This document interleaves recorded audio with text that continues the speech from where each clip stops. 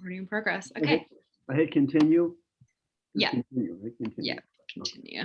Okay, perfect. I'm gonna let everyone in. I'm curious to know what you're writing. One of these days you'll send me something. Maybe Wayne will take a look too. I will send you something, absolutely. Oh, okay. Good. Good.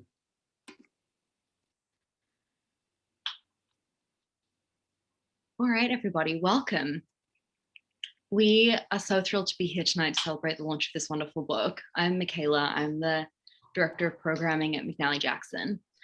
And I'm so thrilled that we can meet here virtually tonight, especially. So I'm going to do some quick introductions and some quick housekeeping, and then I'm going to hand over to Wayne and Fred for what I'm sure is going to be a wonderful conversation. So before I do my introductions, I'll do a little bit of housekeeping. Fred and Wayne are going to have a wonderful conversation for you tonight. And then we're going to have time for questions, which you can put in the Zoom chat. So definitely do that. And I'm also going to put a link in there to buy Fred's book, which you can get in McNally Jackson, or you can order it online and have it delivered. Wayne's got it right there. It's beautiful. So by way of introduction, Frederic Tuten is an award-winning author of 5 novels, the memoir, My Young Life, and 2 short story collections, Self-Portrait, Fictions, and The Bar at Twilight. Among other honors, Tuten has received a Guggenheim Fellowship and the American Academy of Arts and Letters for distinguished writing. He lives in New York, and he is joined tonight by Wayne Koestenbaum, who is a poet, critic, novelist, artist, and performer. He has published 21 books, including Ultramarine, The Cheerful Scapegoat, Figure It Out, Camp Marmalade, My 1980s and Other Essays, The Anatomy of Harper Marx, Humiliation, Hotel Theory, Circus, Andy Warhol, Jackie Under My Skin, and The Queen's Throat, which was nominated for a National Book Critics Circle Award. In 2020, he received an American Academy of Arts and Letters Award in Literature. His literary archive is at Yale's Rare Book and Manuscript Library. He's a distinguished professor of English, French, comparative literature at the City University of New York Graduate Center. So I'm going to hand over to Fred and Wayne. Hi, Wayne, you there? I'm there. I am here. Your bio is much longer than mine. No, that's just because I'm vain. I have to go call back and ask you to add a few items. No, I know. I'm part of the braggart generation, though. Really, it gets worse the younger and younger and younger you get. That I mean, if I were even 20 years younger, my bio would have been twice as long. What's incredible is that it's all true. I mean, that you really have all these facets, that you do all these things. And that's why we know each other. And that's well, we actually know each other because we were once upon a time kind of accidental colleagues at City College, though I don't think we ever met then. No, we didn't. But I remember sending you, because I had such homage for you, such admiration for you. But I remember through some conduit, one of the professors there, I said, would you please give Wayne some of my books? And there maybe were 3 at the time, but they were. I think I gave them to you, but I don't know whether maybe he stole them. No, I knew them, and I knew of you. I knew of you clear, you know, from the beginning of literary time or my literary time. Of course, knew about you and worshipped you, and so what I wanted to start because we are, don't stop, just keep. I won't stop. But I wanted to say because we are both writers and artists. But what's interesting is that until recently, readers of your fiction might have understood the analogies between your work and visual art and might have known about your friendships with artists and all the essays and fictions that you've written for artist monographs, but they didn't know the kinds of artworks that you would make. And now this book, not only does it have one of your splendid artworks on the cover, but this book gives us a chance to assess in real time, for the first time, what are the resemblances between your fictions and your paintings. And is it too much of a burden to ask you at the outset, what do you think are the connections between your paintings and your stories? That's a really tough, it's really, to be serious about it is to be in trouble in a way, because to make an analysis would mean that I have to have some intelligence about it. I really don't. I mean, what I feel is it's just intuitive. I guess I'll put it another way. Georges Simenon, who does these, Maigret detective stories, that's what he was always known for. but he's written some marvelous, marvelous, marvelous psychological thrillers. He called them roman dur, hard, tough novels. They're beautiful, they're wonderful. And for a very long time, he was very underappreciated. People thought he was just a mystery story writer. That's it. That was like, we couldn't imagine, for example, that a mystery story writer could be a great writer, like Chandler or like Hammett. Anyway, he had a Paris Review interview, 1955. I have the copy. It's such a beautiful copy of 1955. And they said to him, what are your great influences in your work? And he said, painting. That sort of threw everyone off. He said, what painting? Impressionists. Why? He said, well, the atmosphere. And then he said, you know, Cezanne, he can create an apple in 3 strokes and give it fullness and freshness and life. And that struck me very much. I mean, the notion that painting that we're speaking about, painting on canvas or on wood or on masonite, whatever, but painting for painting, that it can have a reverberation in your thinking. It can mean something to you without you really ever understanding quite clearly what the relationship is. But for me, I guess coloration, I guess I would say that, you know, to a well-chosen adjective, for example, it sounds so pretentious, but you know, not 100 adjectives, but 1 or 2 that illuminate, give texture and color to the sentence. Compression, that's very important to me. Compression. I have such many prejudices about books. Of course, when I was younger, I could read huge novels, you know, 19th century novels, and I reveled in them, but I haven't got the time or the patience now. I don't want to. I've read the 19th century and early 20th century stuff. I want compression, synthesis, synthesis, the dynamic. This is what paintings are. I mean, the great paintings, the wonderful paintings, the inspiring paintings. And also, one thing I must say, since I've never actually thought about this too much, you know, sometimes you can be allowed to be clumsy or to seem to be clumsy. And I'm thinking of this incredible, incredible painting in the Philadelphia Museum of Art. It's you walk down a corridor and you see this thing far away. It's a huge painting. I always think Cezanne is very tiny, little, but they're not. Some of them are giant. And it's a scene of nudes, and there are trees arching over them. Well, it's just unbelievably beautiful. It's just unbelievably beautiful. Sometimes it sounds so full, like Paris Review interview, but I have in my life just taken the train to go to Philadelphia to see that painting. I have to see that painting. The other painting I'm so crazy for is in Madrid, Las Meninas of Velázquez. I mean, there are paintings that just nourish you and makes you feel, I guess, part of the world, of the world that we want to believe in, a world of beauty and art and a tradition, if you may will. I mean, the tradition means that you're an inheritor of something as a writer, as a painter, as a poet. You're part of this world that's there. It's invisible in some ways, but it manifests itself in these creations. So that's a long-winded thing to say. I want to make, here's what I want. I had the interview recently about another book we just coming out in July, a book of my drawings, and each drawing has a short story. And there's an interview with the wonderful Hans Ulrich Obrist, the great curator, a brilliant man. And he asked me about this, and I said, look, I know this word is not. It's probably maybe a little bit. This word is probably a little bit off the center today, and maybe be regarded with suspicion. I said, but I really want to create something beautiful. Beautiful.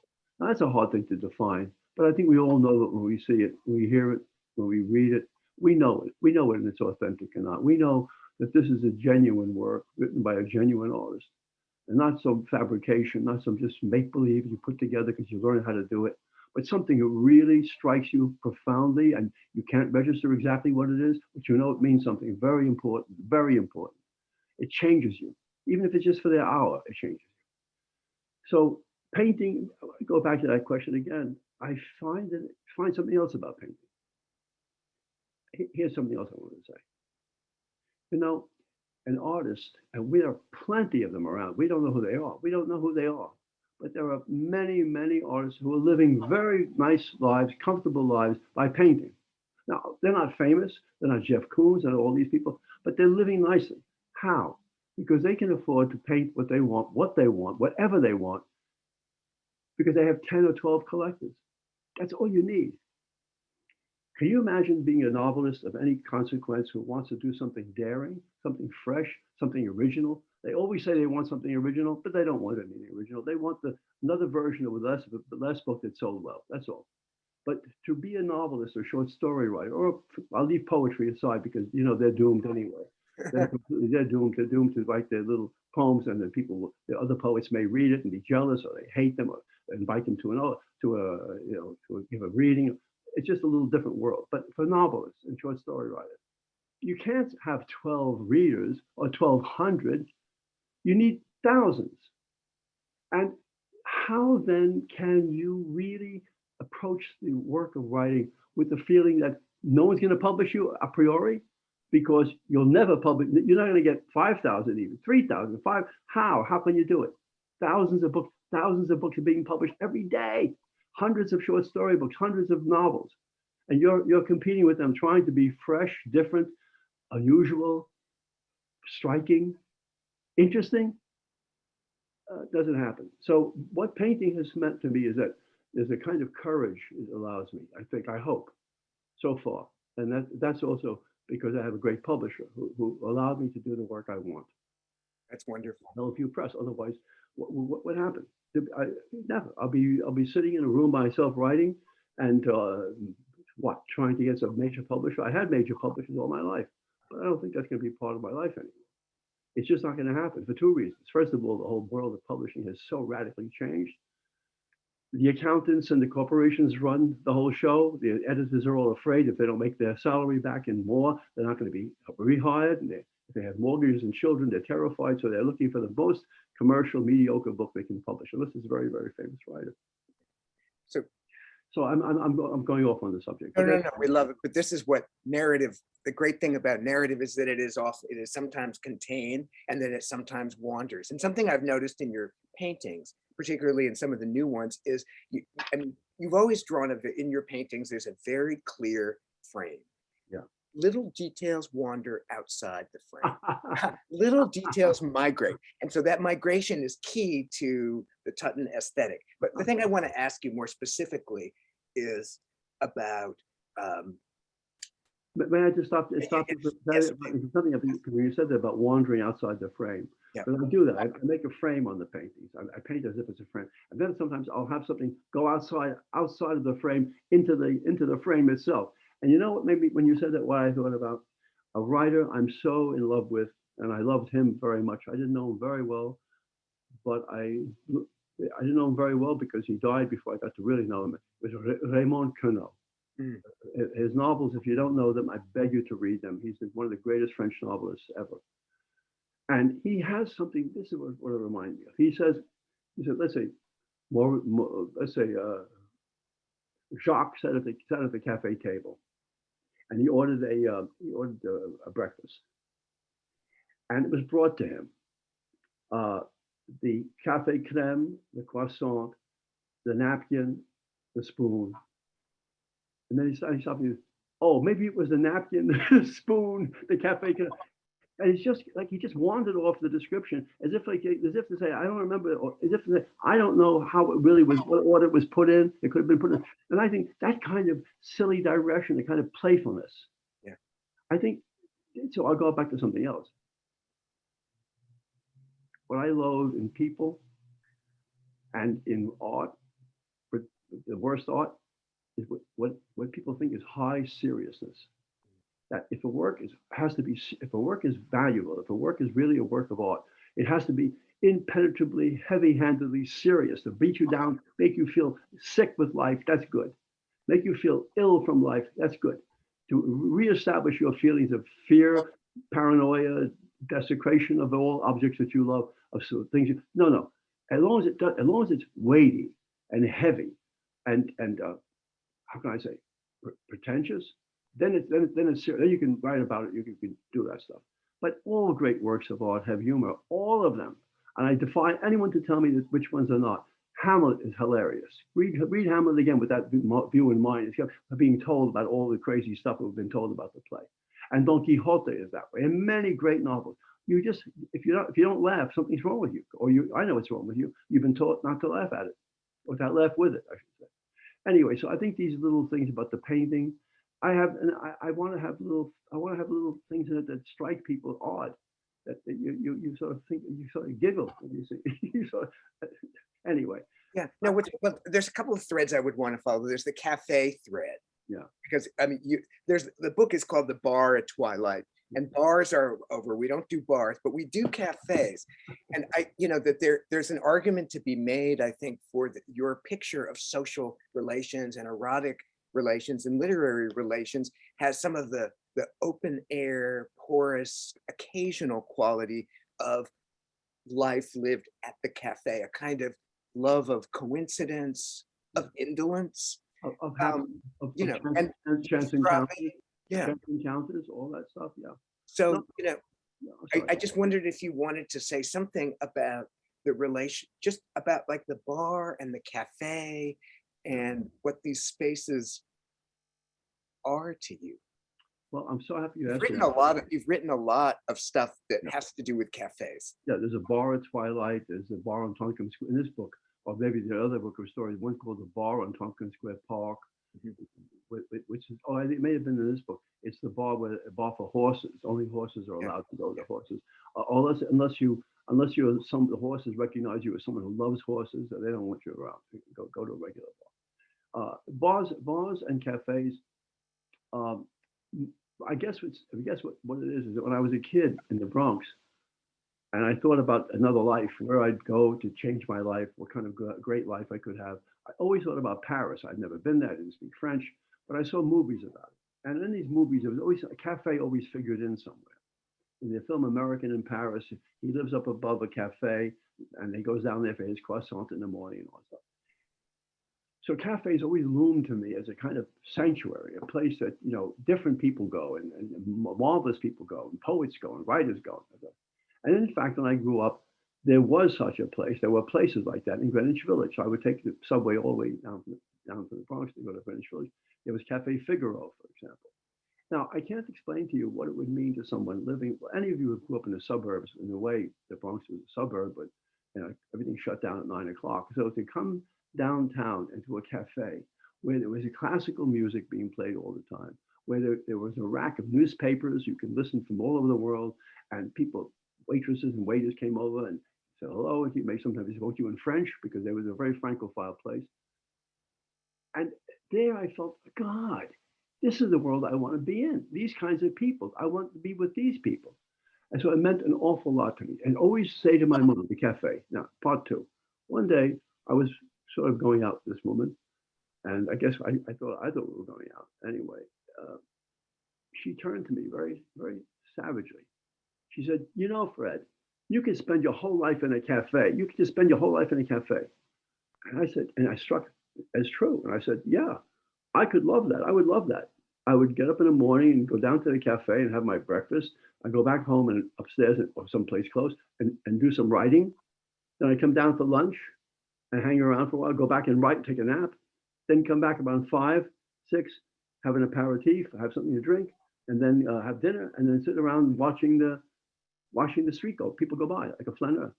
Yeah, I find when people were approachable, less frightened, you could actually go to strangers in a cafe. If you saw them a few times, you sort of knew each other through visual. You saw each other, you say, oh, I know, we smile. Eventually, you could actually go and say hello to someone without being slapped or being called, some kind of a marauder. So a lot of that was about that. One of my stories, one of my novels is about that. I think I'm trying to remember now, which I know I wrote about it in the end of this book when I have an addendum to the book, which is about the books in my life. But it's this book. I think this book. In this very book that I myself wrote by myself. Some episodes in the history of my reading. Yeah. And you say, may I read a line from this beautiful, beautiful memoir story? You say this little section is called The Bed, and it begins, my mother comes home from work tired. We do not have a TV. We have books. I'm 10. And then you go to your squeaky cot with your wheezing grandmother on the other side of the screen. And you say, I'm 10 and carried into the richest worlds of life and remain there as long as I'm reading my book. and I'm protected from harm after I turn off the light, as long as the book remains in my hand. Yeah. That's what I still feel. That's what I still feel. I mean, I watch television an awful lot. I even made I wrote somewhere, I don't know where it was published. I said somewhere, look, I'd rather watch any episode of The Sopranos, any episode. I'd rather watch now my other new favorite, this wonderful French thing called Le Bureau, which is about the French CIA, and it's beyond words. I can't tell you, all of you, if you have a chance to watch it, Le Bureau, and subtitles. I could never understand the French; it goes too quickly. It's the kind of thing that happens when you find yourself in love with the characters. They can be villains like Soprano and Tony, or the other bit. They can be villains, but in Le Bureau, every single character, the worst, most horrible person you are in love with. They're just fascinating. And I thought, when it was over, this is not an exaggeration on purpose. When it was over, I felt I'd lost my family. There were about six seasons. I lost my family. I just lost them. When am I going to see them again? Now, I have very rarely felt that about novels. Well, very recently, it was Ferrante. I loved her. I loved her series. I loved it. I was crazy for it. It was so close to my heart. I could, but that's also because I was raised in a Sicilian family. So I hear the language, or I can see what they're talking about, visualize what's on the table. But that's very rare. Now, I'm not speaking about novels that have to have colorful characters, that you love and all that stuff. That's a cliche, and it's a burden to make books like that. But I still believe in fiction. I ever believe in fiction, ever. I'm going off from the subject, but so much of it is meretricious. Look, we all have a certain limited time to live. Walter Pater says we only have a certain amount of pulse beats per minute. How do we employ them with those? How do we employ these pulse beats? What do we do to give us the maximum amount of pleasure?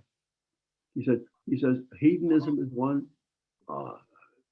He enumerates all the pleasures. But the greatest, he said, and the long lasting, and for the duration, is a work of art. And I still believe that. I believe I know I'm going off like a crazy person, but I believe in the sanctity of art. And it doesn't have to have a mission. It doesn't have to have a purpose. It doesn't have to tell you, how to make an omelet. It's there, and God help us that it's there, because we'd be bereft without it. But too much is being produced right now. Too many books, too many well-made books without an iota of wisdom. I want wisdom. Unlike this, though, to return to the mode of celebration, this book, let me say, I'm going to ask you a big question, Fred, that is a kind of career-spanning question, but you can drop the question if it doesn't appeal to you. It has something to do with the relation of your realistic fiction, which it is, you were talking about real human beings and real human emotions, to a quality of the fabular, of the borrowed, of the cartoon, of the, and you've done this from Mao and Tintin onward. And it's also true here, where even though these are realistic, about couples and painters, there can fall over it a scrim of the artificial. And you do this without fancy rigmarole. Reality has been flattened and made, has been lightly stylized. And I wonder, I began to suspect as I read this, that was not just a stylistic choice or a stylistic allegiance, but had to do with an oscillation between moments of deep feeling and moments of detachment, mirthful separation from feeling, that it was an emotional oscillation. It wasn't a kind of postmodern style. It was a postmodern style, and you are a postmodernist very recognizably, but I think it's an emotional back and forth. Well, I think so too. I think it's been a split in me forever, since I was a kid. When I was a kid, wanting to write at 15, 16, wanting to paint more than anything, I revered the kind of realist writers. That's who we were raised on. That's what we were taught was the way to think about writing. Right? Everything had to be described perfectly. You had the verisimilitude. It had to seem like exactly the way it was. So if someone flipped a cigarette into the gutter, the actual writer would write psst, as if you'd hear the sound of that kind of stuff. And also, I think the early writing for me, the writers that meant a lot to me when I was young, a lot of them had social commitment. I was very moved by that. Like for John Dos Passos, who I'm rereading now. If you haven't read USA, the trilogy, try it because it's just marvelous. So there was always that in me. But then there was always, of course, the dreamer and the fanciful, the one who wanted fantasy in life, something that wasn't normal, something that wasn't real. So the story, what I think you may be referring to, is called The Bar at Twilight, the title of the book. And a man walks in, a very despondent man. He's unhappy. You don't know anything about why or not. He's looking to get some solace. And he wanders around. He lives on Tompkins Square Park, where I lived for the last 60 years practically. And he wanders into this bar. It's empty. I mean, there's only one person sitting at the bar, and the woman behind the bar. And he sees right away it's not for him. It has no lights, no music. It's something almost dreary about it. But he comes in the door, and he doesn't realize that when he gets to the bar, he orders a scotch. Now, then he gets frightened. He says, I'm going to be stuck here. So he tries to leave. And the woman says, I have something for you. I have a scotch for you. And then she talks about the scotch, that it's been sleeping in barrels in the highlands of Scotland. And at night, they play lullabies to the scotch barrels, lullabies with bagpipes. And they're awakened at dawn with the soothing music. And she goes on a rhapsody about the scotch. He tastes it, and suddenly he's transformed. And at that moment, in walks a centaur. Now, so a centaur who's wandering around, who's not wanted, and he's come in with the purpose of seeing where his mother, the horse, was, how he met his father in that cafe, in that bar. It's so strange. And even when I look at it, I think how odd this is. But it's right. I know it's right. I know it's right from lots of points of view. I know it's right. I know it's right psychologically. I know it's right because it's quirky. And the quirkiness is so interesting to me. I think, if you're going back to the autobiographical aspect of this thing, I think having me two distinct, almost strange modes of thinking and being. I go from, let's say, Van Gogh with all the emotion and all this, as you can see even from tonight, how emotional I can get. But from Van Gogh, who's trembling on his work, he's trembling, and the painting is trembling. There's a kind of fervor in the painting, a kind of joyful, extraordinary passion for life. You see it in the paintings, you see it in the brushstrokes. And then my pendulum to Cezanne, cool, analytic, how this fits here, what that goes here. I think that's in the writing too. I want spontaneity, but I want spontaneity reconsidered. It's not just to be passionate on the page, but to also make the other person who's going to read it feel the passion. And that's skill. That's about artistry. That's about artistry. You know, I agree, and I want to say something about the story that may be my favorite in the book, though it's hard to choose. There are many masterpieces here, but I feel it must be your favorite too, because it's the one you chose to open the book with, Winter 1965, and it's the most harrowing of the stories. The least, like, there are no martinis, no verandas, no cafes. There's the dismal Coldwater Flat and rejection, but you do these amazing twists in the story where it's very realistic, but then all of a sudden it's as if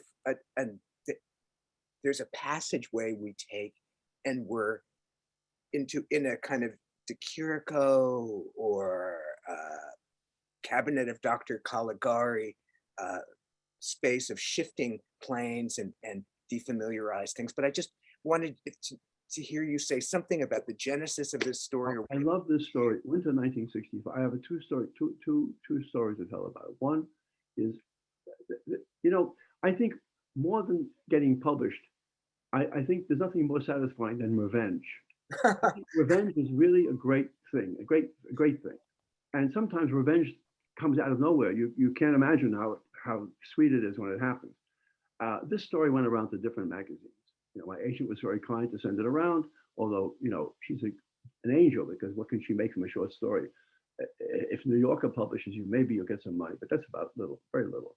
Everyone writes short stories and no place to publish them. And if they do, you just get nothing for it if you're lucky. If you're lucky, you get a magazine. Anyway, there are exceptions. Conjunctions is one of the most important important magazines. It's really exempt from any criticism. Only loyalty, it demands only loyalty from every reader. Anyway, I'm going off the track. So this story was sent around, and it went to a very notable magazine. And the note came to my agent. This story has too much history in it, and I was bewildered by it. The history is, it says winter of 1965. It's no mystery. It's about 65. What happens? It's a different world, and it's about a young man who works in a welfare department where I used to work, for almost 2 years. Spanish Harlem. And so I had very interesting experiences in that world. I mean, how else would I have known anything about it? I was brought up in poverty, but I didn't have that kind of poverty. It was a different poverty. It was genteel poverty. And the story about this young man, he's organized his day as I used to do what I was taught to do, how you do it by other people. So he could leave work at 3 o'clock. He went to the field, sees all the people he wants to see, and then he can come home. Anyway, it seems very realistic. The subway ride, the boredom of the subway, reading books, coming to the mailbox and finding a letter accepting one of his stories for a prestigious magazine. So my point is, this story went out, and the letter came to my agent saying, it has too much history, we can't publish it. So where's the revenge? The revenge is, and believe me when I tell you, please believe me, I do not put much, credit to prizes, awards and prizes. Most of them are fixed anyway. That's what I think. So I don't really believe too much in the value or the efficacy or the merit of awards. But this particular story won the Pushcart Prize and won the O. Henry Prize. Right. And a dear friend of mine, a painter, of course, because painters have much more something or other, courage maybe, I don't know what. He sent the story back to the editor who had rejected it. And the editor, but kindly, it was great. He said, I don't know what I was thinking. Maybe I didn't read it carefully. And then it was already published. It was published in Bomb magazine, another important place I love. Bomb, B-O-M-B. So that was the revenge part of the thing. You don't get that kind of satisfaction very easily, This is my advice. If there are any young people listening to this, young writers, young poets, just young. Here's the deal. If an editor tells you your work is great, it doesn't mean it's great. If they tell you it's terrible, it doesn't mean it's terrible. You can't listen to those voices and continue to work. You can't. What's so poignant in this story, it's uncanny and very chicken versus egg dilemma about hearing you talk about the story being rejected, because the premise of your story is accepted from partisan review. And then when he calls the partisan review to say, well, when is the story going to be scheduled? It wasn't in this new issue. Nobody can confirm that it was accepted. And then he ends up going on a date or something. What happens is he gets a phone call. He's come home from work. It's snowing outside. It's a terrible night. It takes place on the 8th Street between Avenue C and D, which at that time was a planet away. It was a planet in itself. I wrote about that in my memoir. I want to go back to it again. It was one of the most vibrant, fascinating times of my life, much more than when I traveled to Brazil. No, that was the most extraordinary place. It was extraordinary. Down the road, there was a grocery store, which really was a fence for stolen goods. Just all kinds of crazy things going on all the time. So he gets his phone call, and the woman says, I'm so and so. I was the one who chose your story for the magazine. He said, when are they going to publish it? She's also laughed. I wouldn't wait for that. And then when you find out they meet in a place that doesn't exist anymore, called Di Roberta's Coffee House. That's all realistic. Mm-hmm. It was run by Italian family forever, and we meet in the cafe, and she tells me fundamentally the story that her editor, her boss, of course, was trying to have sex with her, and she refused him. So because she had chosen the story, he decided not to publish it, despite her. So that's how it seemed, all very realistic. And then it sort of, then it begins to drift off. And then it drifts off into his fantasy life because she gets on a bus and goes back to where she lives in the West Village and the snow is falling. And he comes back in the house and he starts thinking about what could be the maybe. Maybe we can see each other again. Maybe we can fall in love. Maybe we're already in love. Maybe we can go to the Museum of Modern Art and sit under the statue of Balzac by Rodin and then tell each other how much we love each other. On and on. So it takes on this whole wish drama of fantasy for a person who is basically lonely and worried about what's going to happen to his life because he has no life except the welfare department. Will he end up there forever? Will he ever be a writer?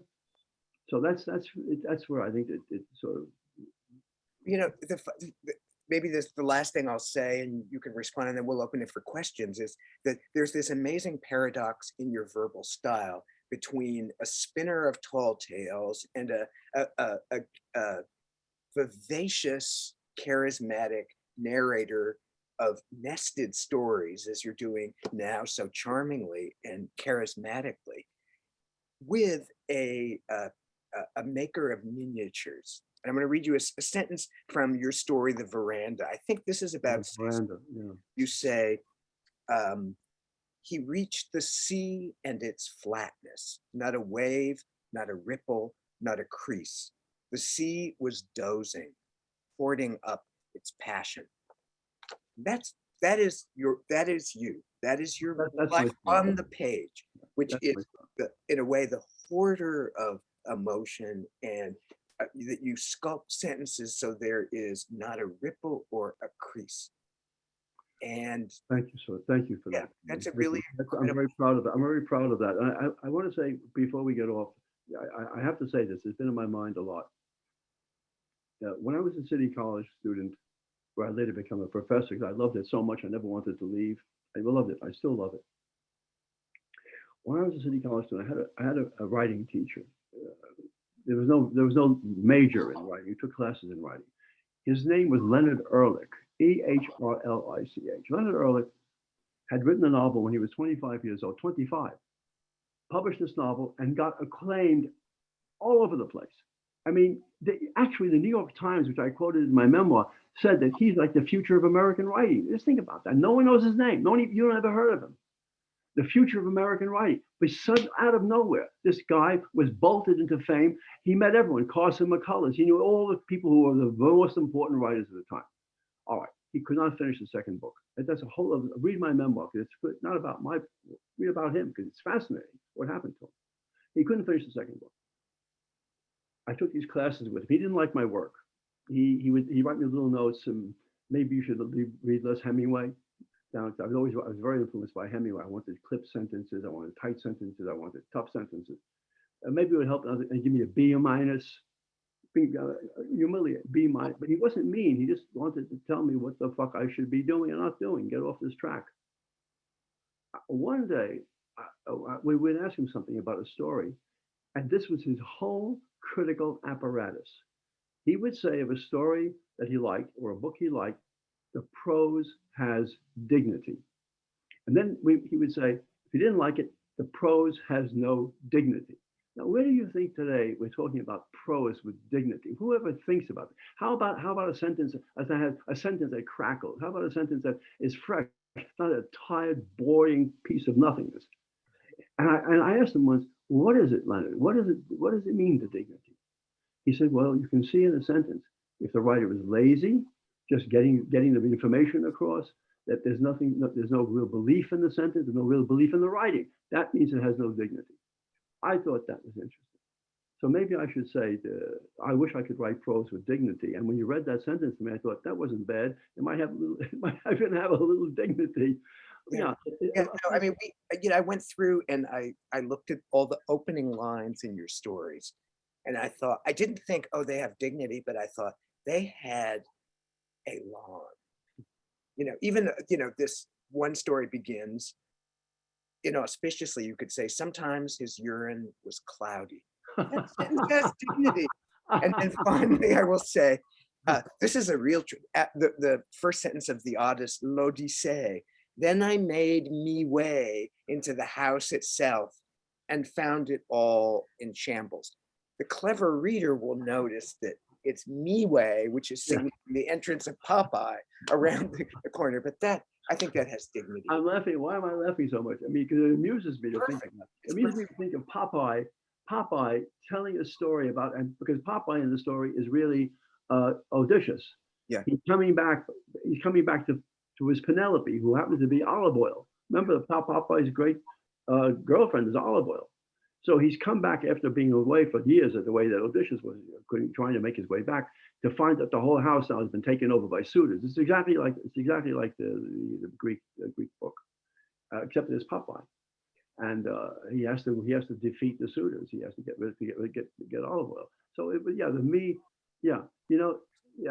one day. So many tales of revenge. What can I say? I have a couple of juicy ones. I bet you do. So I think though we've gone over time because of my zeal to squeeze in the Popeye reference. I now invite the audience to contribute questions. Great. Yeah. So I'm just like right now I'm staring at the chat, waiting for the questions to pop up. I don't know what the chat is. It's right at the bottom. There's a little button in the middle of the screen that says chat, and if you click that. Oh yeah. Okay. I see it. I got it. Okay. So what are we saying? So we're waiting for it, and if there's no question that's going to come, I mean, we could just continue talking about Popeye or Seminole. I see notes here. These questions. Okay, your fiction approaches. Carrie asks, your fiction draws upon approaches to structure found in visual art. Does your painting borrow from literature's forms?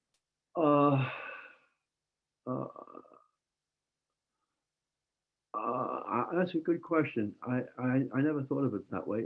There's one or two paintings I've made recently. I think it was in the show. I had a show, by the way, everyone, and it's still open at Harper's. It's called Harper's Apartment, 51 East 74th Street, Buzzard 2X. It's only open on Thursday, Friday, and Saturday from 12 to noon to 6. But I have 17 or 18 paintings there. So one of them is a reference to the Courbet painting, Bonjour, Monsieur Courbet, and that's sort of modeled on that painting. So there's paintings that I think I'd like to retell in some way, but I can't. I don't know. That's a very good question. I can't say anything specifically, but I can point to something, which is that for a very long time, I never had a television set. Even when I was grown up, I didn't have a television set. I used to read poetry at night. It sounds so pretentious. I read poetry at night, with a glass of champagne maybe. But I would lie in bed and read poetry, and it soothed me, and it made me feel I had images of my mind and language was in my mind, rather than electronic images as much as I liked it. It didn't soothe me. It didn't comfort me. It made me more tired in a way. And for a very long time, I read Wallace Stevens. I was enamored. I still am with Wallace Stevens. In fact, the Epigraph. I just want to tell you about this Epigraph because it has a lot of meaning to me about what we're talking about. The Epigraph from Wallace Stevens. But anyway, the point is that. So I think that poetry, the wish for concision, the wish for a beautiful metaphor, that meant an awful lot to me. And I see it in painting. I see it in Poussin. I see it in extraordinary 17th century artists I've been in love with now for 10 years. I just can't tell you how I'm crazy for them. I mean, there are probably better painters. Raphael is a better painter. There are probably better painters. It doesn't matter. He's considered a literary artist, as if that's a second-rate thing to be. And yet most of the literature from the 16th, 17th century are taken from Ovid and other sources from poetry. So I don't know about the painting vis-a-vis the work, except that there are many stories with paintings in them about painters. Yeah, I forgot to say that. One story is called The Lives of the Artists, and it's all about painters I did know. As I interwove a story with actual documentation of the people I knew, painters I knew, artists I knew, Eva Hesse, for example.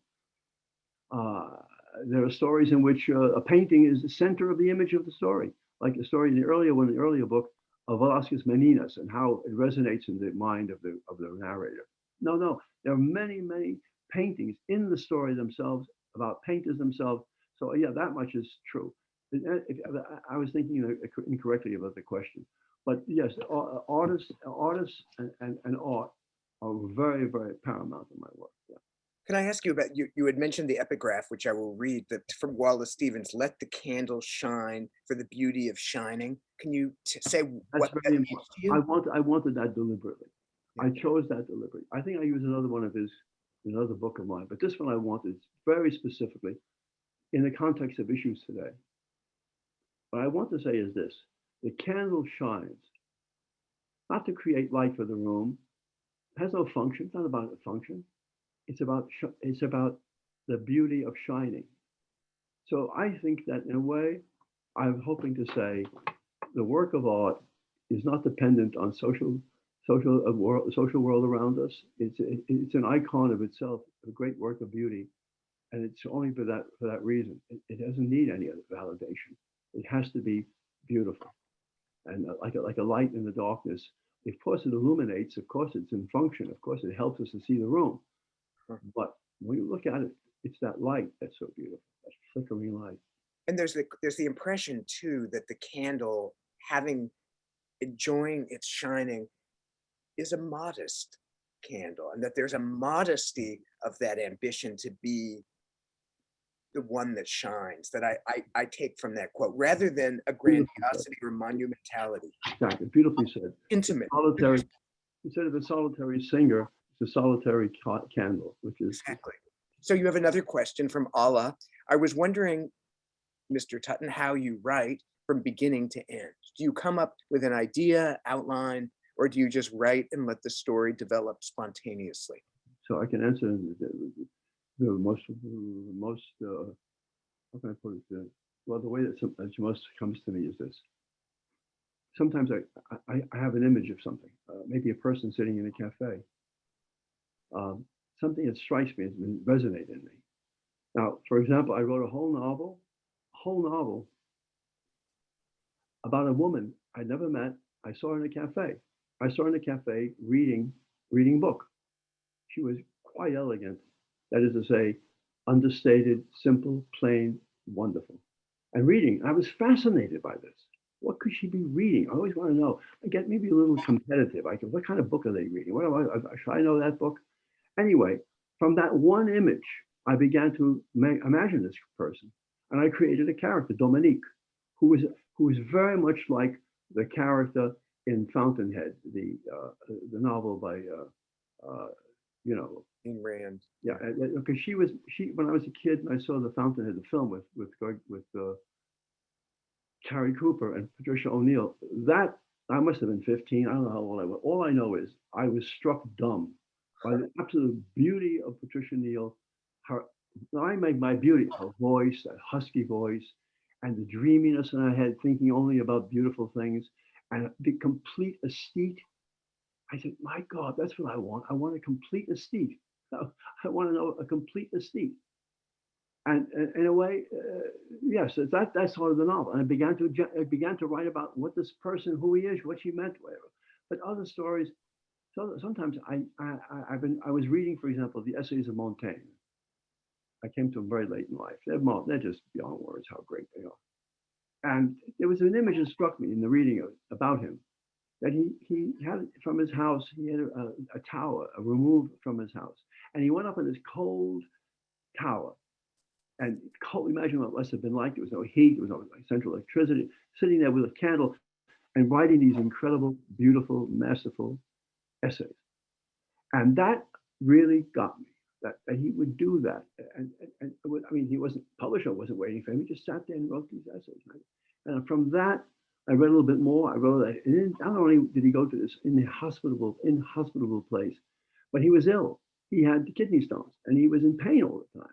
I'm thinking, a person, any person in pain, sitting down in an uncomfortable, cold place to write, that started the story. That was it. And then I started to imagine him, and I interwove another kind of funny, very funny, I hope, funny story about a breaking up of a relation of marriage. So. And what's so funny is that the line I had read that I loved so much in this, sometimes his urine was cloudy. That's Montaigne. And we only know 3 sentences later that that's Montaigne, not a character that you're setting up. That's part of your cleverness Yeah. and léger de main. So here's a really witty question from Elise. What's your go-to order at your favorite cafe? Does it relate to your writing style in any type of way? Well, it depends on which cafe. There was a place I used to go to on 10th Street, First Avenue, I think called Taralucci, but it was really a cafe. I mean, there was no fooling around. You sat there for 2 hours with your coffee. Of course, you drown yourself in coffee. I wrote 3 stories in that cafe with the noise of the people talking, with the coffee machine whining. I didn't care. I was just so happy to be there and feel safe. There were people around. I knew the waiters and the waitresses that were very friendly, so I felt I had a little family. And I wrote the stories there. And I think the mood of those stories, the mood of the place reflected themselves in the stories. I think that they were inventive, I hope, and had some, had something, had a world, had a little world, like the cafe itself is a world. But I forgot what the question is. How do I go about, what was the question? The question is, what's your go-to order at your favorite cafe? The go-to order means what do I order? Yeah, like what's your standard? Yeah. Well, when I could drink a lot of coffee, which I'm not permitted to do too much anymore. But when I would start off with coffee, which I already had maybe 8 cups by the time I got to the cafe. I start off with a wonderful cappuccino. The cappuccinos are so tiny, so you have to drink a few of them, and then order something, probably pancakes, something terrible, something full of sugar and something full of bad stuff to make my arteries cry. But I would sit there and if I got there early enough before the crowds came, they didn't mind if I sat there by a Cafe Mogador is the place I'm talking about now. Cafe Mogador, it's on St. Mark's Place. It's still there. We talk about the loneliness of the writer, and the writer who really writes is lonely. There's nothing to say. We can be convivial, we can be social with our friends, but it's lonely. It's very lonely. And I think one of the reasons I liked being in the cafe to write was I felt alone, but not lonely. I felt I was in company, and especially if people know you, you're familiar, you're sort of regular. They know what to do. Even sometimes I come in, the coffee be brought to me right away without even asking. That makes you feel very good. Makes you feel very important. You feel you have a place in the world. You have a place in society. So here's a question from Kathy. Frederic, I was wondering, since you love doing different forms of art, do you schedule time for each, or is it more spontaneous, or periods of time, like a few months for one, then the other? Is it like being a parent with 2 children? Yeah, that's so interesting, the question, because now I'm in a situation where I have to produce paintings. I have a gallery that represents me, a marvelous gallery, and I'm just crazy to be with them. So I have that. I have another show coming up in Miami in August, so I have to create new paintings. So in that way, I can't really give my full attention to writing. It's what's happened is a kind of swing. I spent a long time in this COVID period writing a new novel, which I can't tell you how I want to do it and finish it. It means the most to me. It's been a very long time. But I had to break away to get ready for the show here in East Hampton and the show in New York. And when your work is appreciated, you can't let go of it. You can't just say, "Oh no, I'll stop it." No, I mean, I have more appreciation for my art than I've had for my writing. At least now. Younger, it was different. It was a different time. People reviewed your books. Now they don't. Don't review my books at least. So I felt wanted, and being wanted, you want to produce. So I've been making paintings, a lot of them. I hunkered down because there was a show. For this particular show, they wanted me to make 7 to 9 paintings in 6 weeks.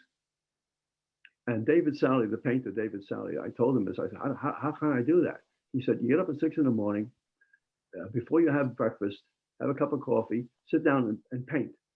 And then you paint all day long. And then next day you get up and make another painting. He said in 6 weeks, you make a painting a day or painting every 2 days, you'll have 45 paintings. And some of them are crap, you get rid of them. He said, but just all the thing is you just got to sit there and do it. So that's it. But I think the pendulum, before this new part of my life came, I would just write. I write when it strikes me, and then I stop writing. I never stop writing. But that can mean that I don't write for 6 months. You know, Henry Miller, whom I is very much despised these days, people have never read him, but they despise him. He said, a writer has to live intensely as a writer for a year or 2 years to write the book, and then take a year off just to live, to reinvigorate yourself so you can feed yourself with stuff to write about. You know, just be a writing machine. This is logoria. That's not writing. You know. Anyway, that's the spectrum. That's the yeah. Well, this has been an hour, a wonderful hour, and I will quote here Gregory Crosby in the chat as the finale for our conversation. This is more of a comment. Nevertheless, I wish to convey the singular pleasure of hearing Wayne and Fred in conversation, a speaking picture entitled "Dignity Meets Elan." Well, I think it's Elan meets dignity too. Hi, Elan. I'm dignity. So I think that we're a little chiasmus here of dignity and Elan. I want to encourage you all. Sorry. No, I thought Elan was a guy, an Israeli name. Some guy called Elan. Hey, Elan, you know. Elan. There's Elan and then there's Elan. Elan. Right, exactly. Go to McNally, Jackson, and order this wonderful book of stories, The Bar at Twilight. Thank you very much. Get your friends to do it too, and buy a few extra as gifts. Let me thank Wayne, of course. And by the way, Gregory Crosby is a marvelous poet. I don't know if you know his work, but you should. He's really a remarkable poet, and stayed faithful. He's a real poet. He stayed faithful to the work and faithful to the task of doing it. He's remarkable, and I really am grateful that he participated in this. And Wayne, you're my hero. You know that you are. I adore you and everything about your work and your commitment and your complete love of it, what you do, and the generosity of your work and the generosity of giving your time to people. I know how that means. To do an event like tonight, you know, it takes time, preparation, and doing and this. And afterward, you're going to have to go out and get drunk and do something else to kill the evening. It'll be pasta and chickpea soup. And I wanted to invite and thank Mikala for having this organized, and also to McNally Jackson. I mean, this is, as you all know, the difficulty today of finding an independent bookstore anywhere where you can browse the books, where you can walk around, like, you know, you feel you have the world around you. It's so rare.